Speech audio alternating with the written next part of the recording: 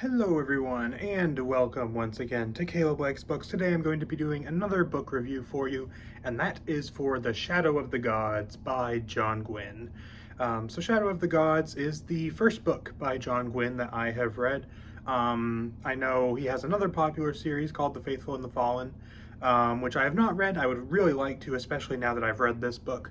But I have not read that one. This is my first exposure to his work, so that may be important for this review for context. This is a book that I was really looking forward to reading. I've heard so many incredible things about it.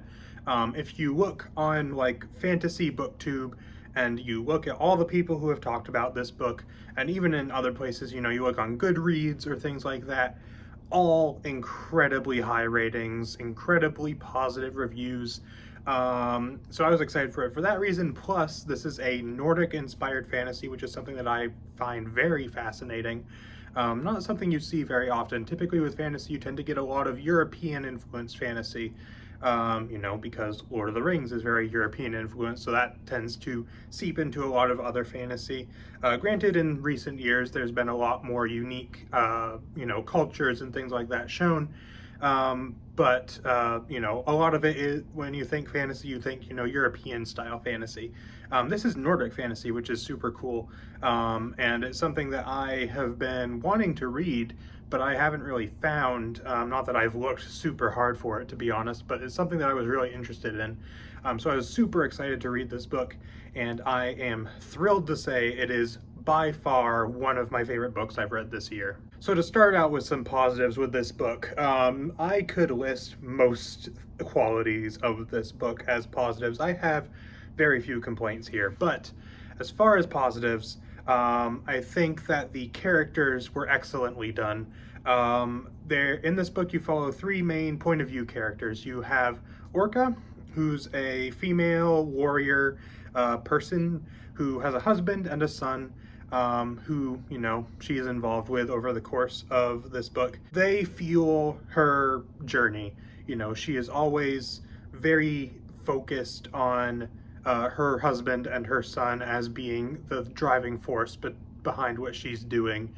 And then you also have another character named Elvar, I believe, who's another woman. She is a noblewoman of sorts who is seeking fame and glory and all these things. She and some others go on this journey to go to this particular place. And that's kind of what she's up to. And then you have Varg, who is maybe my favorite of the three. I would say it's close between him and Orca, but I would say Varg, if I were to pick one, is my favorite. He is on this quest for vengeance, which, to my knowledge that I can remember, you don't really learn a whole lot about in this book. That I can remember, at least. Maybe I just missed it. I do remember some details here and there, but I don't remember it being gone super deep into. But he's on this quest for vengeance, and as he goes along, he gets involved with this group called the Bloodsworn, which is the namesake of this series. This series is called the Bloodsworn Saga. And so he gets involved with the Bloodsworn, which is this kind of group of people who have some very interesting qualities to them that you will learn about over the course of this book. And he gets involved with them, and I really enjoyed his story a lot. And I think all three of these characters, the three main POV characters, along with all the side characters, which the side characters didn't stick in my mind quite as much, but like all the characters in this book are really well done, especially, again, the three main POVs. You get a really good sense of who they are and why they're doing what they're doing. You really empathize with them, especially, I think, Orca, I really felt for at some points in this book, and Varg as well. Elvar out of the three was probably my least favorite by, pretty significant amount. Not that I didn't enjoy her story or anything, I did, but, she wasn't quite on the same level for me. But all three of them, you get who they are, why they're doing what they're doing, and they're all interesting characters who have interesting characteristics to them, and they're all done really well. The big thing for me with this book that, even though I loved the characters, the thing that really, really drew me in, and the thing that I think is going to draw a lot of people in who enjoy this book, is the world. This world, as I said, is Nordic-inspired fantasy, so you have very Norse-inspired culture. Names of people and places, different terms that are used are, Nordic in their origin. You get a sense that John Gwynne, who I don't typically research authors that much when I'm reading their work unless I'm really into it, but I actually looked into him a little bit as I was reading this, and I found out that he is very involved in Nordic culture. He does reenactments and things like that, and he's studied Nordic culture, and you can tell reading this book. The world feels so vivid and like it could be a real world, basically. It does have that very Nordic feel to it, but it feels Nordic, I guess. Not many other ways I can put that. It feels like he really gets that kind of thing, and he really poured himself into this world and making it feel as authentic as he could. Granted, I don't know a whole lot about Nordic culture or Norse mythology or things like that. I have a very basic level understanding of those things, maybe a little more than that, but not too much more than a basic level understanding.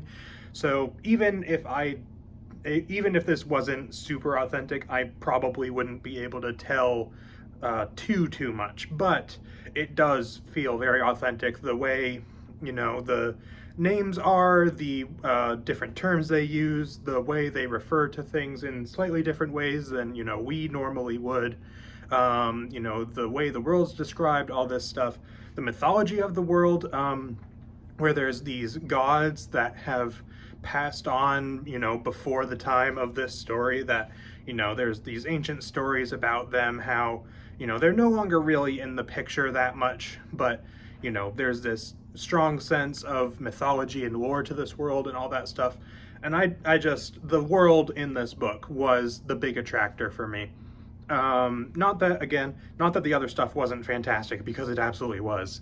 But the world, again, just felt so vivid, so interesting. I want to learn more about it, and I hope that it continues to get expanded upon in the later books, of which there's currently only one more. There's planned to be a third book as well, but that hasn't been released yet. But I really hope that we get some more world building and more just being able to be in this world, because it was really fantastic. Another thing I really enjoyed in this book is something that I've heard praised about John Gwynne's work a whole lot, probably more than anything else, I would say, and that's his action. And I have to say, having read this book, I definitely see why. The action in this book was fantastic. Of course, this being a Nordic-inspired fantasy with a lot of kind of warrior culture type of things going on, and it being a fantasy book that is going to include action, you would expect there's a lot of action in this book. And it is fantastically done. It feels real and brutal at times. It's exhilarating to read. I'm reading these action scenes and it just really draws me in just as much as everything else in the book. It's just wonderfully done action. Based on this book, it would seem that John Gwynne is one of the better writers of action that I have read, which lines up with what I've heard about him, but just from reading this book alone, I can already kind of see where those people who say that are coming from. So the action in this book was really, really wonderful. My last positive that I'm going to talk about is the pacing and the scale of this book, which are not things that I typically would talk about, but I think, they're worth discussing here because they're things that stood out to me. I really enjoyed the pace of this book. You get, all of the chapters, every chapter in this book is taken from the perspective of one of the three main characters, Elvar, Orca, or Varg. None of them are really all that long. You get a really good pace. You're reading one character and you're, going along with them, and then, you get really drawn into it and everything, and, it doesn't last too long. After a while, once they've been doing some stuff for a little bit, then you switch to a new perspective, and then you might switch back to the same one as the first, or you might go to the third perspective and then back, or whatever. And I think it was really well done. I also really liked the scale, both in terms of, I guess, literal, the book itself, as well as, the story within it, I guess. And it kind of ties back into the world thing. You know, this world feels very large scale. There's some things going on that it feels like there's more to it than what you just get in this book. And I really appreciate that, but I also appreciate the scale kind of in a more literal, you know, what the book actually is sense. You know, only a few POV characters to follow, which makes things really easy and simple and enjoyable. You know, it's not a super long book. It's long enough that, you know, you feel like you get a really good, in-depth, complete story. But it's not, you know, extremely long or anything like that. I feel like this was a very, like, well put together, well executed book, just as that, I guess. I don't know if what I'm saying is making a whole lot of sense. It makes sense in my head, but you know, I think the length of it, the pacing, everything just worked together really well to make an experience that felt right to me. And I guess that's how I'm going to put that. As far as negatives for this book, as I said earlier, there is very, very little for me to talk about.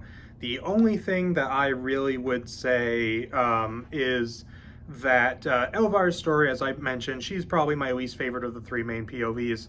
It did take me a little while to really get invested in her story, but by the end of the book, I was more invested in her story. I was still more invested in Orca and Varg, but, you know, for them, I was kind of invested right from the get-go, and that, you know, was the case throughout.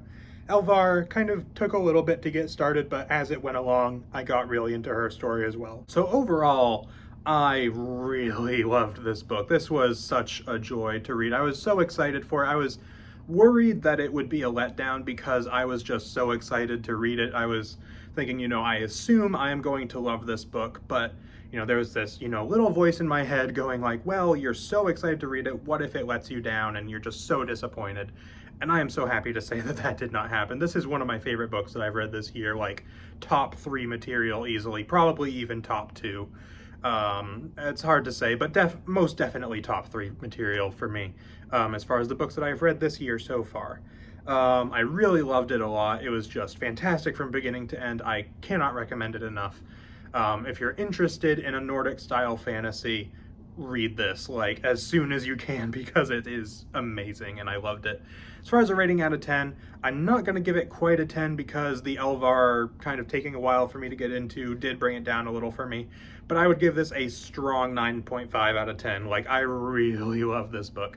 And I would highly recommend it if you are interested in reading it. If you're on the fence about it, not sure if you'll like it, I would say give it a shot because it was really fantastic. And if any of the things I talked about in this review seem appealing to you, then definitely give this a read. But that is pretty much it for this review. So let me know down in the comments if you have read The Shadow of the Gods and what you thought of it.